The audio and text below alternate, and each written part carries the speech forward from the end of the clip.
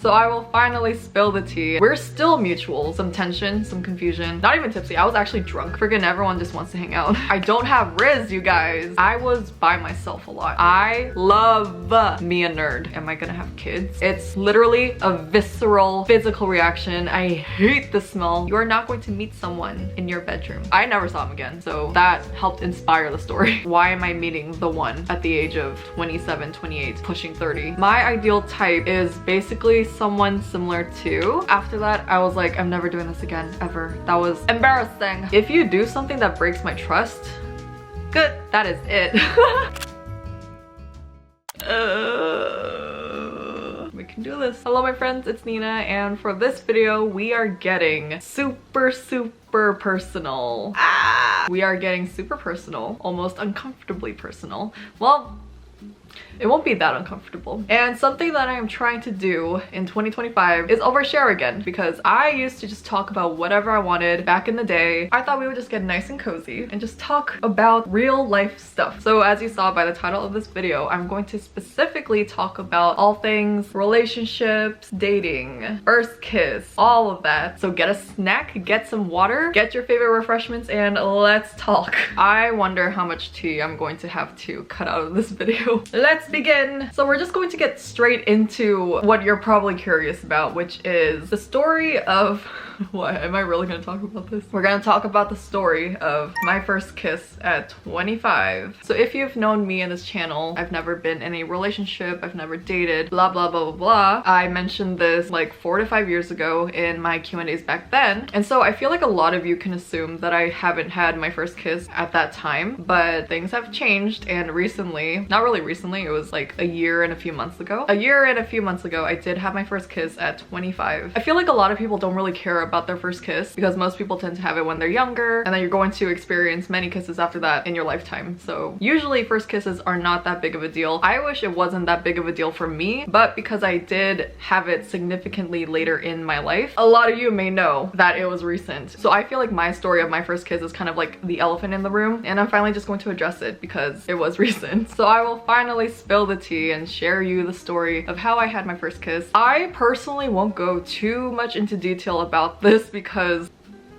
oh god, the person involved that I had my first kiss with, we're still mutuals. We're technically friends or something, and so there is a chance he might be watching this video. And so if you're watching this video, hi. I won't spill all the details, so relax. But this is my story and I get to talk about it. This is going to be awkward if he is watching this. But anyway, where do I even begin with it? First off, I did not expect to have my first kiss at that time at all. There weren't really many hints or signs that it was going to lead that way. This happened when I was in Korea, so it happened when I was traveling. So my first kiss happened with a friend at the time.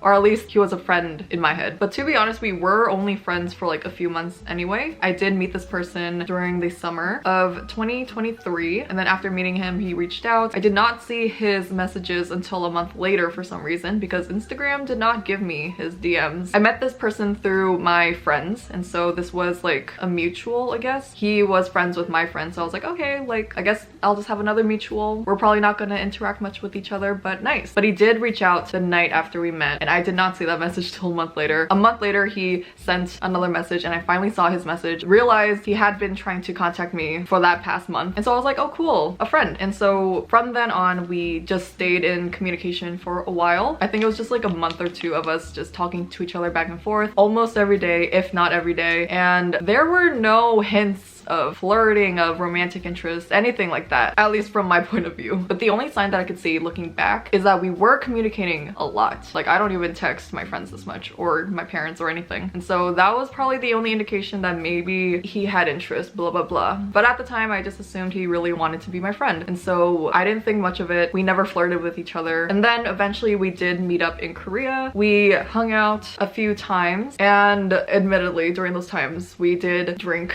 and get drunk.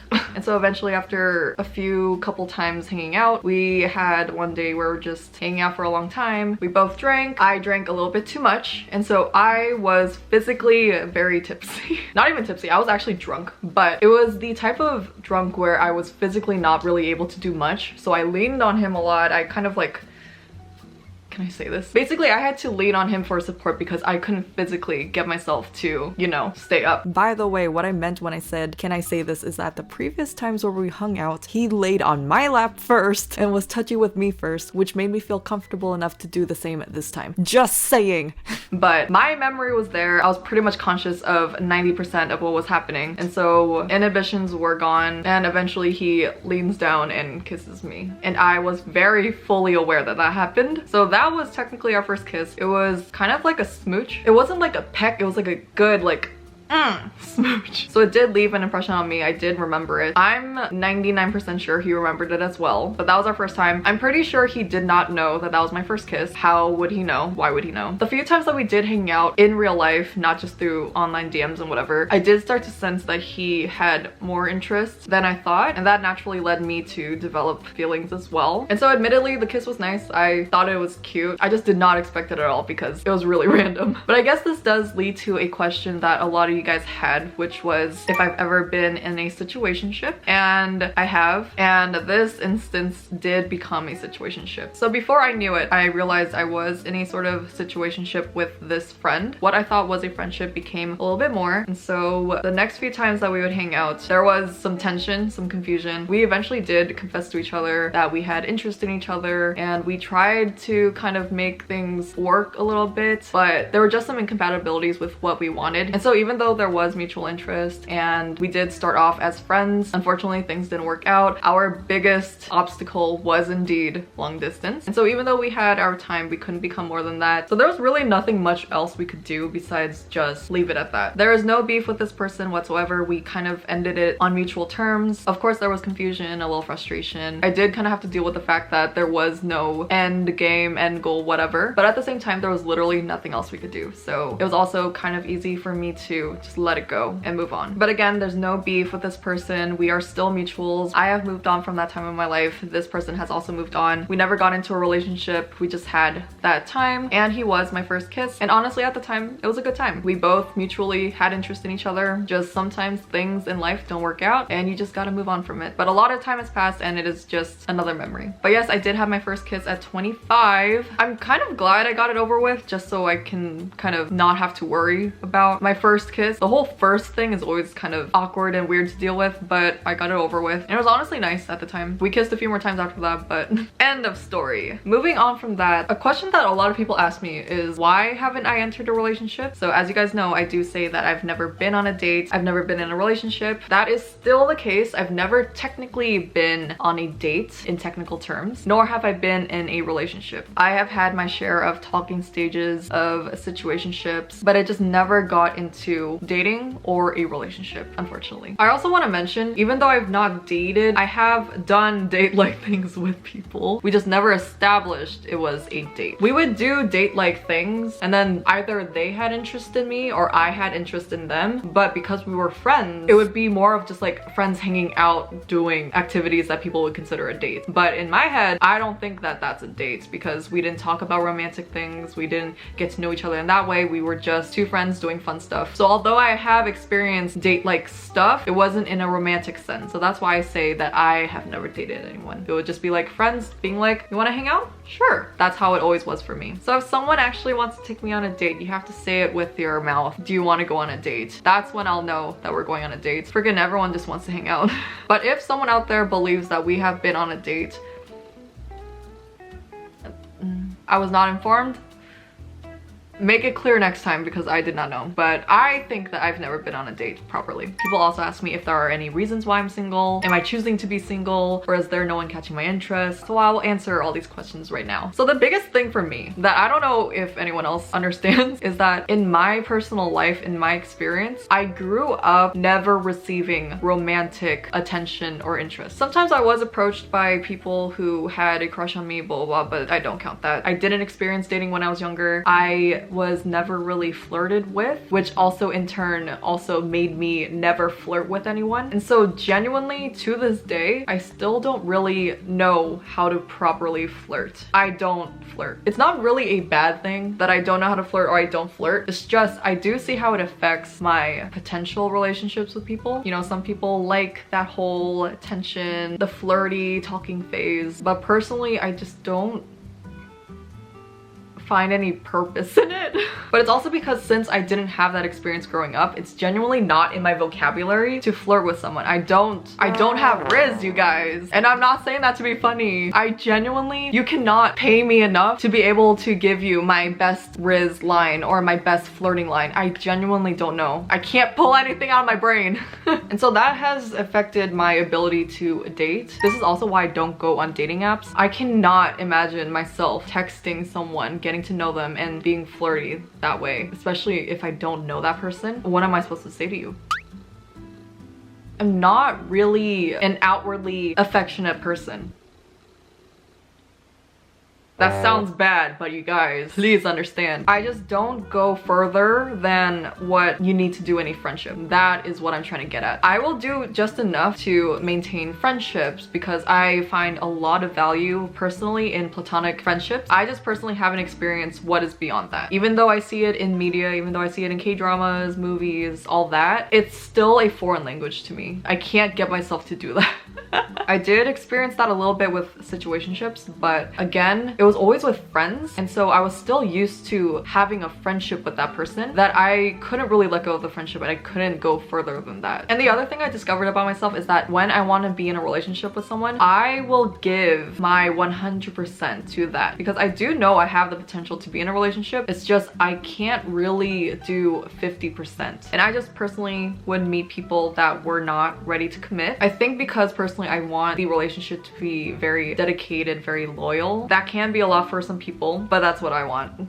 But besides those, at the end of the day, the biggest reason why I'm single and why I also do not need or want a relationship right now is because I'm also a very hyper independent person. Because I grew up not receiving romantic attention or interest from people, I was by myself a lot. And I think just the way that I grew up being the oldest daughter, always taking care of others, I personally cannot deal with inconveniences. And something that I think I saw this on TikTok, but it was saying that for you to be in a relationship, you have to deal with inconveniences because those are inevitable. There are going to be times where you have to mutually communicate with this person, deal with bumps in the road. But with me, I have very little patience when it comes to inconveniences. And I think I recognize that that is my red flag. But it could also be good. I don't let myself deal with things I don't need to deal with. But at the same time, because I do find inconveniences very inconvenient, I don't want something to obstruct my independence. And so that I know has also impacted my ability to be in a relationship because I would rather just be by myself at that point. Personally, I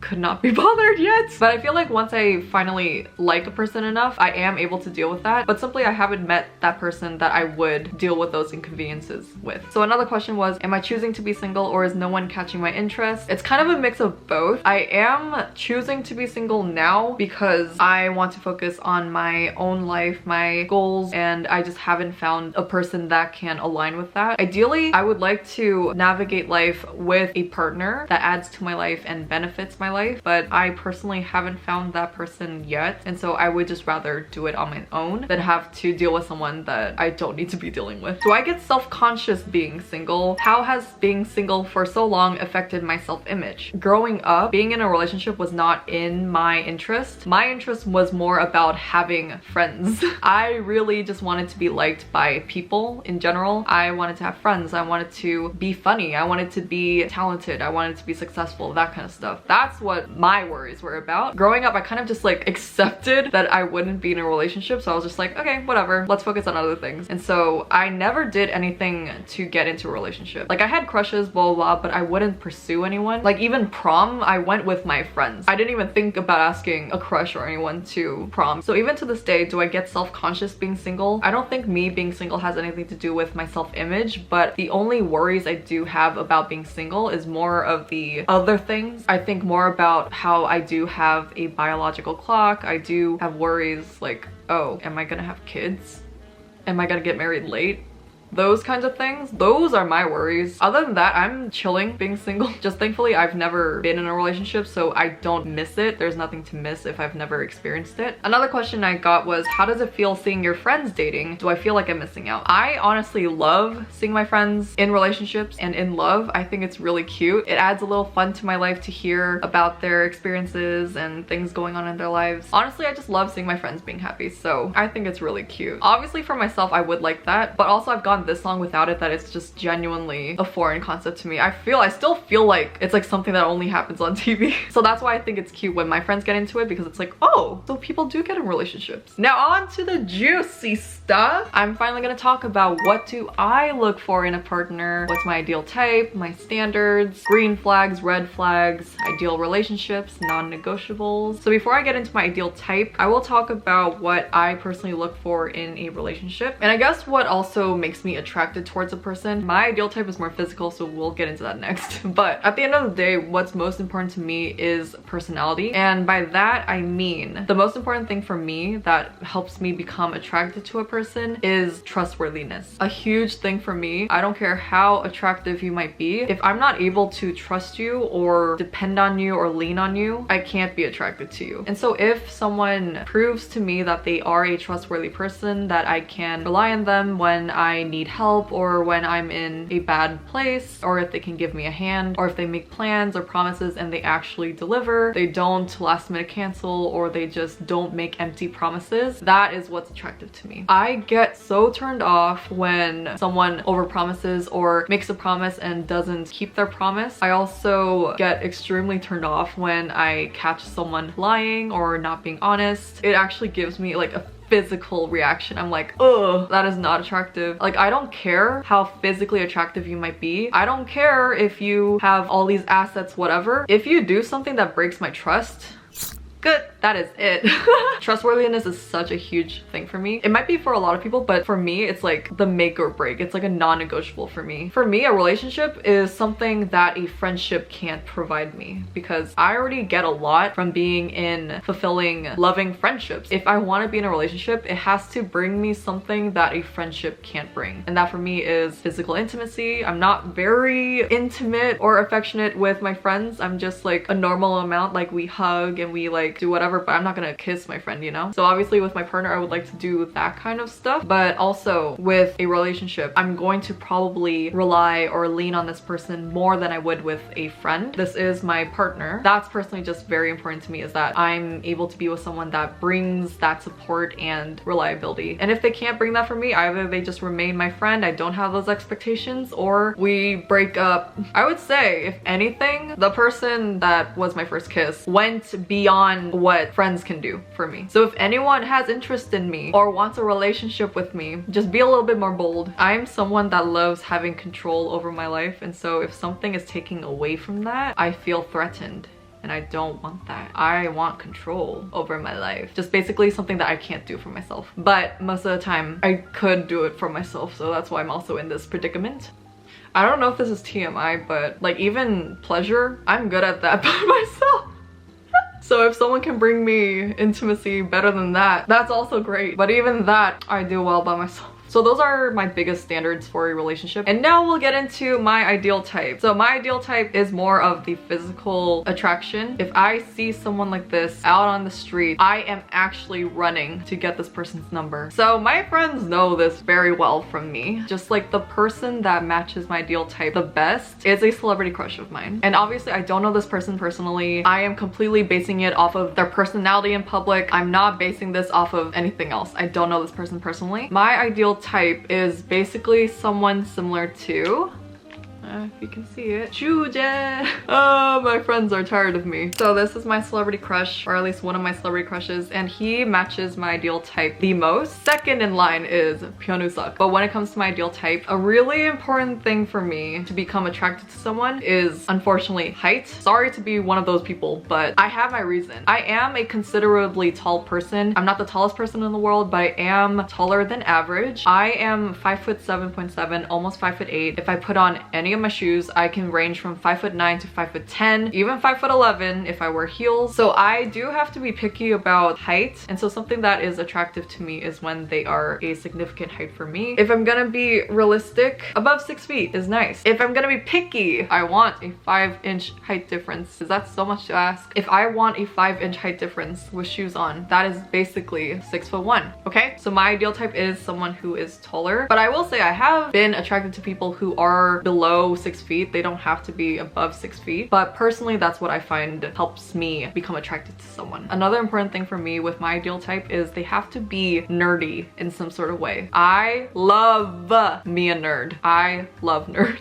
I basically just like someone that has a sort of nerdy interest in something or like a fascination in something, and then they can talk a lot about it and just like be a geek about it with me. I feel like that's really cute because I also am a nerd myself. Specifically Chuje, he is known for being smart, and I just love when he's like on TV shows and he's just calculating something in his brain. He's really good at solving puzzles, that kind of stuff. That just so good. It doesn't have to be like book smart or math, science, that kind of thing. But even if you just like really love a certain thing, like for me, I love Pokemon, I love anime, I love these things, and I just have a fascination towards it. I want my partner to also be like that. And so I just really love nerds, especially if they wear glasses. Oh, I also wear glasses. I'm wearing contact lenses. But I also like someone who's fashionable, has good taste, takes care of their appearance. But I also like someone with witty humor. I have a very specific kind of humor that I like, and it has to be that sort of smart, silly, witty humor. I'm not really like a joke kind of person. It's hard to explain, but it just has to be a little more, there just has to be more in it. Chuja is really good at that, so attractive. But I like someone who is smart and also has just a sense of humor. I also like someone who is kind of chill. I like someone who has a chill personality, does not really blow up, doesn't get overly emotional, dramatic, that kind of thing. I just get very uncomfortable when it becomes like that. So I just genuinely just want to be with someone who is chill, just a chill person. That's it. So that's my ideal type, but that does not mean I completely exclude anyone who doesn't fit that, because I also have met people who fit my physical ideal type, but then they don't match my expectations when it comes to personality, trustworthiness, etc. Green flags versus red flags. Green flag for me is anything to do with acts of service. If they do things without me even asking or thinking, if they do things that help me or they know will help me. Another green flag is their ability to communicate, and not even just to communicate, but also to understand and comprehend. They can easily just hear and then talk, but if they're actually taking in what I'm saying, what the argument's about, actually understanding and wanting to get to an agreement, a solution, if I see that they're able to communicate their feelings and communicate and just be in a mature, productive conversation, also a great thing. Another green flag, they're kind and gentle. I love gentle people. I just love gentle giants because I kind of think I am one. And I guess red flags would be the opposite of that. Just if they're not able to communicate, if they have gaslighting tendencies, if they divert the conversation or try to blame you instead of trying to like take accountability, that kind of stuff. Oh my god, my biggest red flag, someone who's not able to take accountability and they just make the argument or conversation way more difficult than it needs to be. So that is an easy red flag for me to catch. If they're just not able to have a mature, productive argument or conversation, big red flag for me. I don't even want to stay there. Non-negotiables. Again, just anything that doesn't adhere to those expectations or standards that I have or want in a relationship. But this is a very specific non-negotiable that I do have to point out because I don't think some people are aware of this, and this is really important for me. I personally cannot deal with cigarettes at all. There's so many other reasons why I don't like cigarettes, but particularly I just cannot be around a person who smokes cigarettes. I actually have had to stop having crushes or being attracted towards people because I would find out that they smoke cigarettes. That's a big non-negotiable for me, probably my biggest one. I have zero tolerance for it. That's a personal thing. We can be friends, but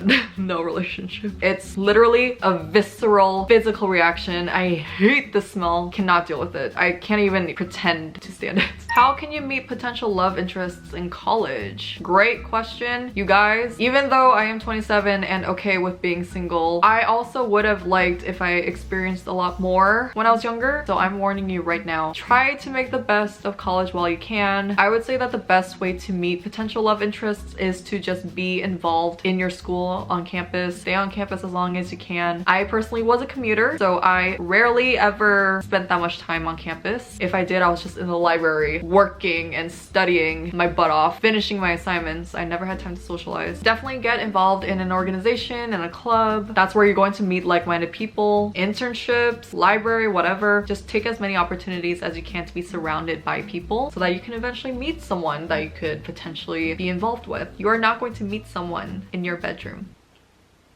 Go outside. And if you don't find anything, that is fine. Maybe you'll find someone at work in the future. Someone asked, how do I stop breaking no contact? I think the easiest way to just keep no contact going is to remember your boundaries, set those boundaries, implement them, you know, mute that person. If you have to unfollow, if you have to block, do what you need to do. Just do whatever you can so they don't have access to you. Also, just try to remember why you're in that situation in the first place. Why are you doing no contact? Why aren't you guys together? Just remember those reasons. The only way that no contact can be broken is if you let it be broken. So don't let them break it. Even if they contact you, you don't have to open that door. Push it aside, especially if you know it's not good for you. If you want something to happen, I won't stop you. But if you don't want to break no contact, if you want to move on with your life, the best thing to do is put up those boundaries yourself and keep them. Eventually, time just takes its course and you kind of just forget about that person. You do other things with your life, you become busy, you meet new people. That stuff will only happen if you allow it to happen. So just allow yourself to move on. Have I ever confessed to a crush? Oh my gosh, I have. This was probably the only real instance that I actually confessed to a crush. And after that, I was like, I'm never doing this again, ever. That was embarrassing. This happened in middle school. I had a crush on someone. I wrote them a little letter, a little note, a little message. I put it in their little cubby in our classroom.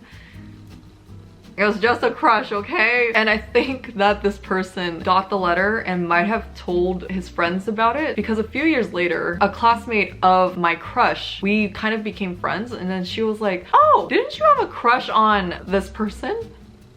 In my mind, I was like, how did she know that? And I'm suspecting it's because she knew about that letter. So after that, I was like, ain't no way. I am never confessing to anyone ever again. But eventually I did have classes with this person. Genuinely, this person just was a very nice person. When we were younger and we just had a lot of classes, we literally knew each other since kindergarten. And so naturally, I just had interest in this person. It wasn't even like I'm in love with you. That's when I knew this is my first life because I did not feel embarrassed to send this person a freaking confession letter. But we eventually had classes in high school. We completely acted like nothing happened. I didn't have a crush on this person anymore. But yeah, that was funny.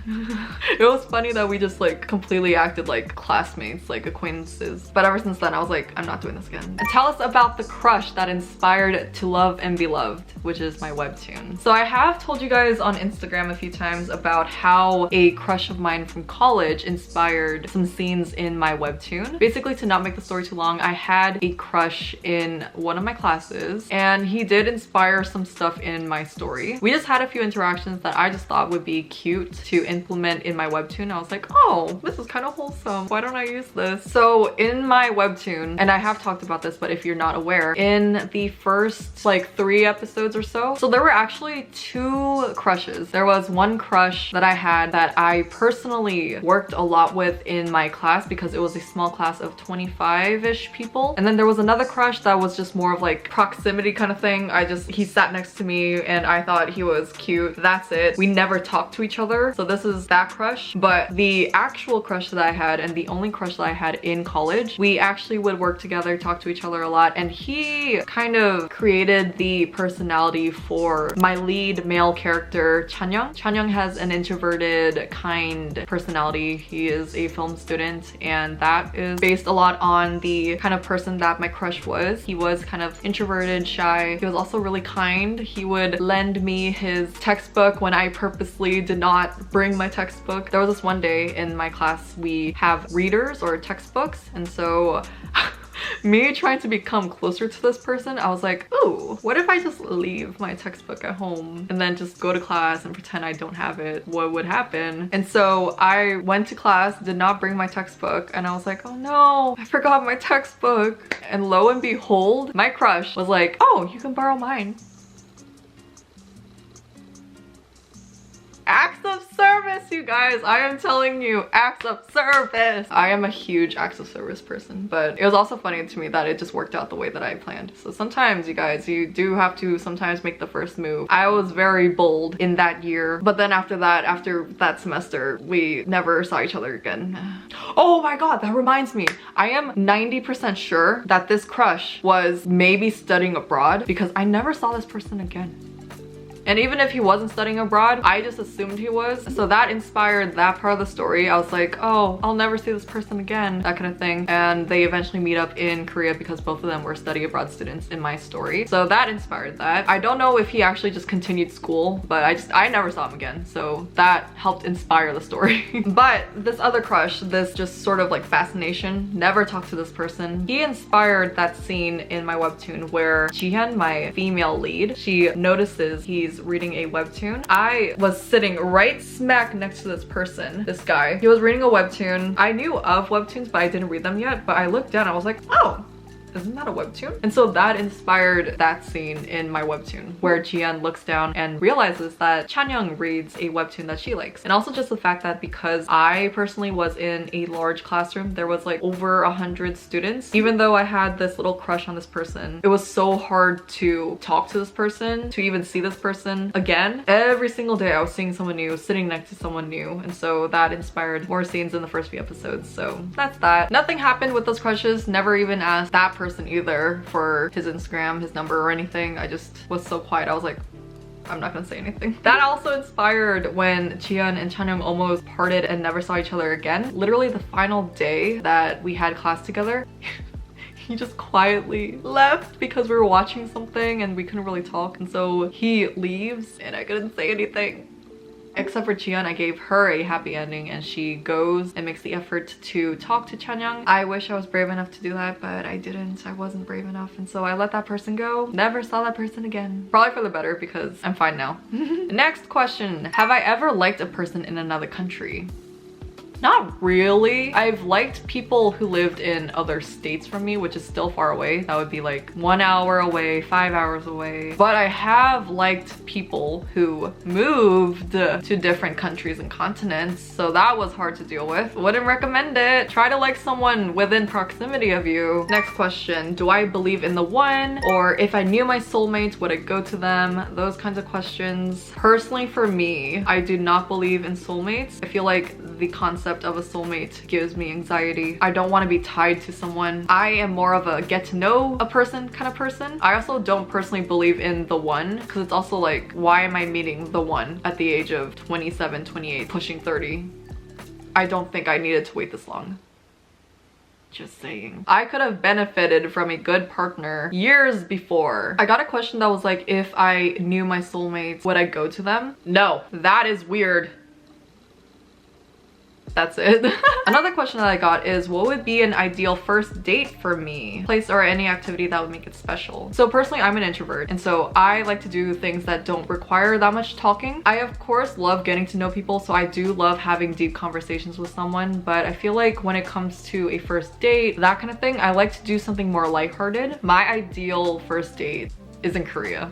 I feel like Korea allows for this better. Kind of hard to do this in America. But ideal first date, we get dinner, we talk, get some drinks maybe. We have to obviously get to know each other a little bit. And then after that, we go to an arcade. My favorite thing to do in Korea is go to arcades. I think it's so much fun. You get to do things together. You can kind of also see how they are when they are competitive. Are they aggressive? Are they fun? Are they not a sore loser? Are they a sore loser? And it's also just genuinely a fun thing to do. I like to do activities where we don't have to talk so much. And then after that, we get a little sweet treat. That could even come before the arcade if we want it faster. I love a sweet treat. I also want to gauge if my potential partner likes having a sweet treat because I love a sweet treat. And then after that, we end it with noraebang, because if they are comfortable enough to go to noraebang with you and sing, whether they sing well, whether they sing terribly, it's also just fun to see if they're able to have fun. So that's my ideal first date. Final questions. Am I dating anyone now? Am I looking for someone? Do I have a crush right now? Etc, etc. I am currently not seeing anyone, I think. I am also not really looking for something, but I am open to, if something comes to me, I'm always open, but I've never been the type of person to go out and actively seek someone. Do I have a crush right now?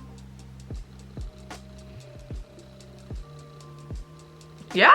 Am I gonna do anything about it? No. I always have crushes on people, but it's just not enough for me to make the sacrifice of losing my independence. But if the right person comes along, I'm totally open to it. I do know in my heart I am a lover girl. It's just I am reserving that for the right person. Finally, coming to terms with being alone, how to be okay being alone. I am the expert when it comes to this. I have been single, or at least not in a relationship, for 27 years now. If you just don't think about it, you don't think about it. It's not in your brain. Of course, you're going to compare yourself sometimes and be like, oh, why is everyone else in a relationship? Why am I still not in a relationship? But just genuinely, I hope that you don't let it affect your self-image, your value as a person. This shouldn't be a thing about whether you're worthy of being loved or capable of being loved. Genuinely, it could just be a situational thing. Even though relationships are nice, even though there are benefits to it, at the end of the day, a lot of effort goes into it, a lot of sacrifices go into it, and it's not just this cute thing. You have to really ask yourself, are you ready for a relationship? Are you ready to kind of give your time, give your emotions, give some part of yourself for this relationship? Because a relationship, it takes two to tango. You have to communicate a lot. You have to know when to lose. You have to know when to pull back. You have to know when to step down, that kind of stuff. If you're ready to do that, great. If you're not ready, that's also fine. You just have to kind of be true to yourself and not just think of this as like a thing to cross off your list or something that you have to get out of the way.